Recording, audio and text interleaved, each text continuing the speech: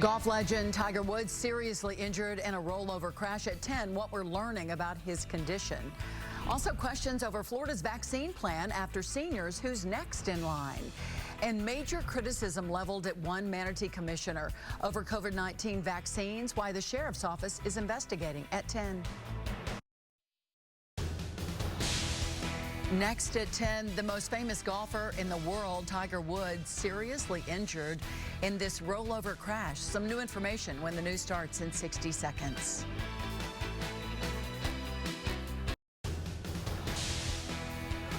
I asked him what his name was. He told me his name was Tiger. Now at 10, saved by a seatbelt. What we're learning tonight about this rollover crash that nearly took the life of legendary golfer Tiger Woods. It's really difficult to know what's actually going to happen next, and this is, it's a little frustrating. Yeah, as more vaccination sites open up across Florida, questions still surround about who's next after seniors. It's wrong. It doesn't have to affect me personally to understand that it's wrong and it's an abuse of power. Did a Manatee County commissioner break the law by helping to bring a vaccine site to a wealthy neighborhood? That's what the sheriff's office is now investigating. You're watching Fox 13, and the 10 o'clock news starts now. Good evening, everybody, and welcome. I'm Kelly Ring.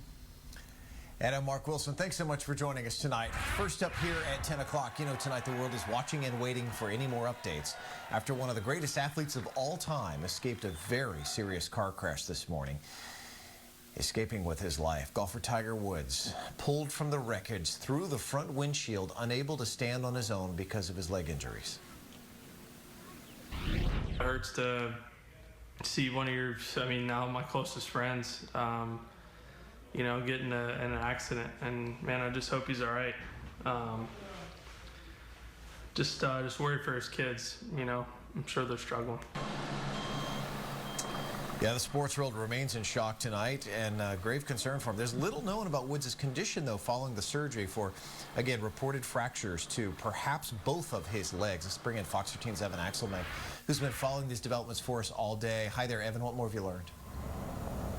Well, he did not lose consciousness, and he was able to speak with the first deputy who arrived to the scene. He was wearing a seatbelt, and it was only because he was in a well-built vehicle that he was able to survive. This is going to be a very complicated investigation, Mark. Obviously, we cover a lot of them. They're going to have to put together everything that was going on inside that vehicle, including any potential, we don't know yet, but any potential distractions, how fast the vehicle was going, and also whether there were any other vehicles on the road that may have played a role in this crash. These are all open questions we simply don't know yet. Again, these take time, Mark. Sure, and the multiple back injuries he has had and the multiple back surgeries. I know there was one just a couple of months ago, if not sooner than that. So hopefully no serious injuries from that as well. But we know his body has taken a beating over the years. Hopefully he recovers quickly. Evan, thanks. Well, golfer and former President Donald Trump has known Tiger Woods very long, and he is just one of the many lending his support to the legendary golfer. Trump going on Fox News tonight saying Tiger is going to be back on the links. He's overcome a lot, and but you know he's had an incredible life, and he's going to continue to have an incredible life. But now he'll recover from this. It's pretty bad on the legs, I understand, and you know he'll figure a way. But he's a wonderful person. In 2019, Trump awarded Woods the Presidential Medal of Freedom after he won his 5th Masters title. It's the highest civilian honor the president can give. Meantime, fans and friends are also taking to social media to show their love and support for the golf great following the crash today. Former President Obama also sending his prayers to Woods on Twitter, saying, quote, "Here's to a speedy recovery for the GOAT of golf. If we've learned anything over the years, it's never count Tiger out." Also, golf legend Jack Nicklaus tweeting in part, "We want to offer him our heartfelt support and prayers at this difficult time." He goes on to say, "Please join us in wishing Tiger successful surgery and all the best for a full recovery." We're going to continue to monitor Tiger Woods' recovery and bring you any new information the moment it comes into our newsroom, so stay tuned. Coming up, in fact, a little bit later in sports right here on Fox 13, we're going to have much more reaction from the PGA Tour. 4 federally run vaccination sites are set to open across the state next week, March 3rd, with one right here in Tampa, along with seniors. Now, the governor said today that he wants some teachers, law enforcement, and firefighters to be able to get a COVID-19 shot at those locations. Fox 13's Catherine Hawley is live in Tampa tonight. Catherine, does this mean vaccinations across the state opening up to another group of people? Well, Kelly, it's tough to say. Governor Ron DeSantis didn't offer up very many details today, and there is actually no up-to-date vaccination distribution plan for the state publicly available.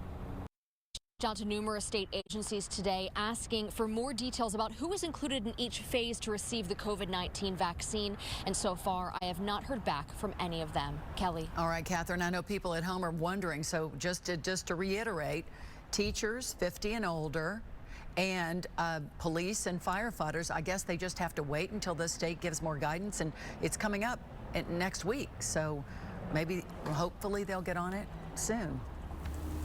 Thank you so much, Catherine. You know, with all of our delayed vaccine shipments here in Florida, mainly because of the storms, PUBLIX is now reopening its vaccine online reservation system tomorrow. In fact, this system will open at 7 a.m. for appointments on Friday, and PUBLIX is noting that the shipping issues may mean fewer slots, but they say this is going to vary by store. So they're asking all customers to consider checking neighboring counties for appointments. If you'd like to sign up, head to publix.com/COVID-vaccine or -vaccine/Florida. We're going to put this on our website as well. It's a kind of a difficult email address or a website address to remember. But then you just have to find your county there.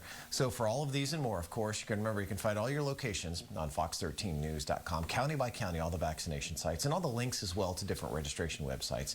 You'll see it right there on our homepage. All right, coming up, left unprepared. That's what former Capitol security officials are saying at the first hearing about the deadly Capitol riot. A clear lack of accurate and complete intelligence across several federal agencies contributed to this event.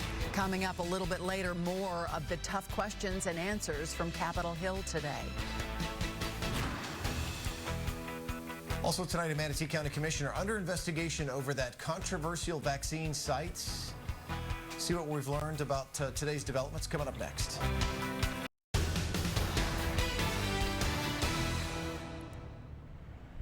Flashing lights of a motorcade with people lining the roadways to pay their tribute to a fallen hero. This procession was to honor the life of Pinellas County Deputy Michael Magley.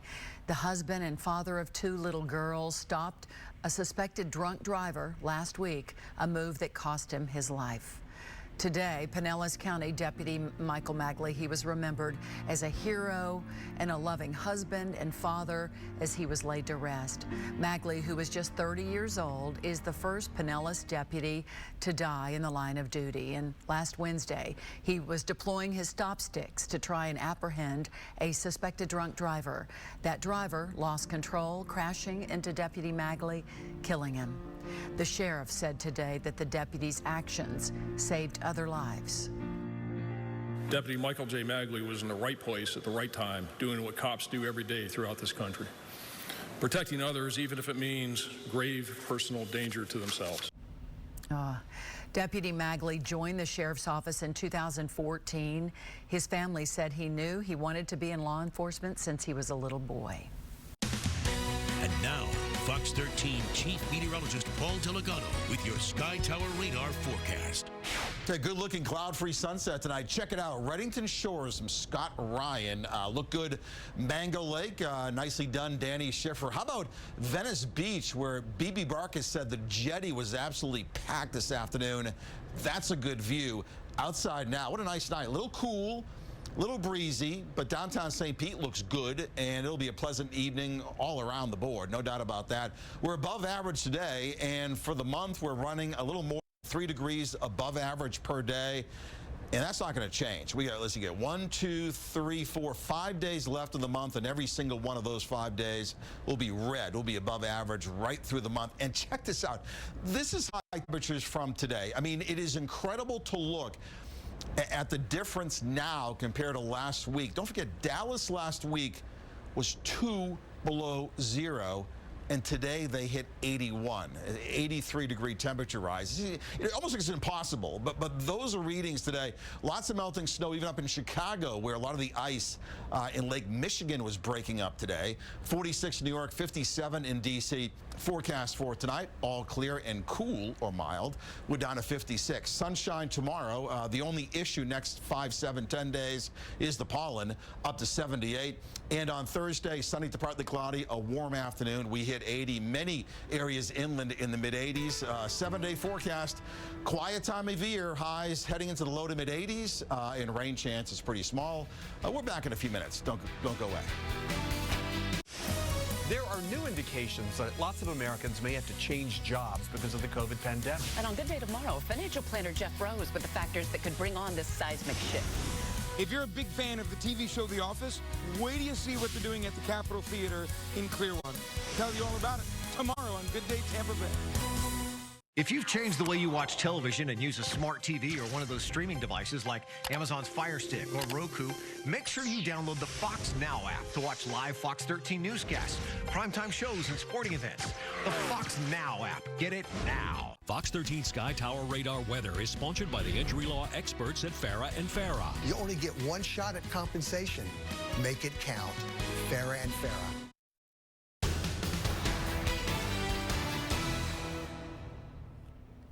New tonight, tens of thousands of laid-off Disney cast members, they're finding new ways to earn money during the pandemic. Fox's David Martin introduces us to one of them inside the West Wing studio. All right, David, thanks. Uninformed or just unprepared? The former Capitol security officials were in the hot seat today, and that's the big question. See where they're placing the blame for what happened on January 6th. I get lost without words and thoughts because we lost a lot there. And a mother remembering her son a year after his senseless death. Her efforts to find justice just ahead. Fox 13 News is brought to you in part by Nissan. Get big savings. Shop NissanUSA.com.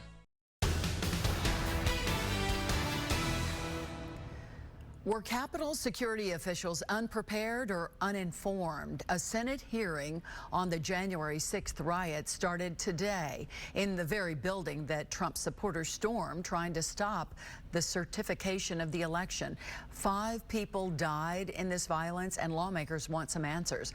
Chris Cato is following it for us. And Chris, the people in charge of security said that they didn't have the right intelligence to prepare for what would happen that day? That was kind of the big takeaway from today's hearing, Kelly. 4 officials who were in charge of security on that day, January 6th, testified at today's Senate committee hearing. A suspected drunk driver in Oregon breaking all the records for all the wrong reasons. Just how high police say his blood alcohol level was when he was behind the wheel. Also tonight, coming up next, fire and smoke filling the air after a train crash. What led up to this fiery scene? The amazing video here. More after the break. From overlooking Bradenton's beautiful coastline to coasting gently down the Hillsborough River, this is Fox 13 Country. Coming up tonight at 11, Gasparilla canceled, Riverfest the same. So even after we just hosted the Super Bowl, why is it that we can't model these events after the big game? We're going to hear from organizers. Plus, after a 2-year battle with environmentalists, the State Water Board approves siphoning 1 million gallons of water a day from one of Florida's most beautiful springs. We'll have those stories and much more coming tonight on the Fox 13 11 o'clock news, and we'll see you then. Look forward to it. Thanks to the developing out of Texas right now. A fiery train crash there is now under investigation. Pretty amazing video, though. Deputies say a tractor trailer and a freight train slammed into one another today. The impact causing a massive explosion, sending these plumes of thick smoke into the air. More than a dozen cars were derailed, and investigators say that train was filled with gasoline and coal. Amazingly, none of it spilled. Thankfully, nobody else was hurt. Well, over the last week, we've seen the extent of the ice and snow left by the winter storm all across Texas. And now body camera video captured one officer's close call while he was out on the road.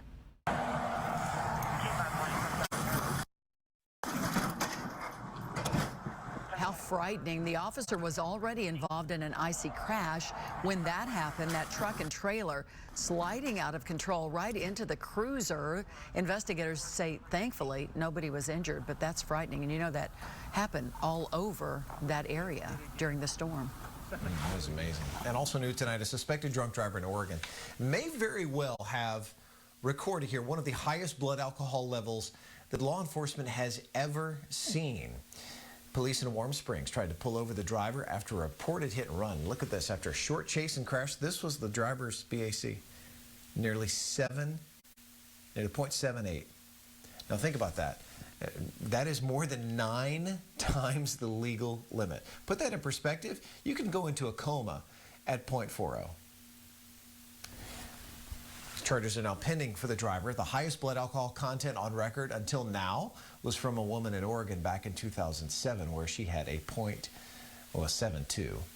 But that's still amazing nonetheless. She is lucky. He, in this case, she is too, but he, Scott, is lucky to be alive. Yeah, without question mark.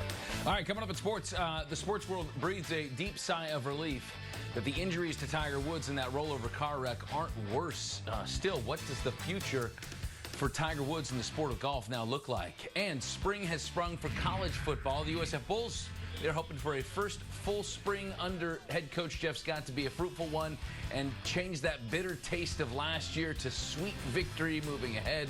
We've got that story from day one of spring football coming up next. All righty. Thank you, Scott. Well, she's cute as a button, special in so many ways. Up next, meet the puppy born with 6 legs and an extra tail.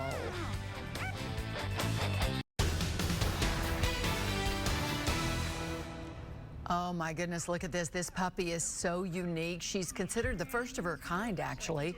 Neal Veterinary Hospital in Oklahoma posted this video showing little Skipper, a pup who was born with extra body parts on the inside and out. She has 2 extra legs, an extra tail, and Skipper also has 2 reproductive systems. The pup was born last week. Veterinarians are really amazed because they say pups like this don't usually survive this long, but vets say Skipper will likely lead a happy and healthy life. Look at that.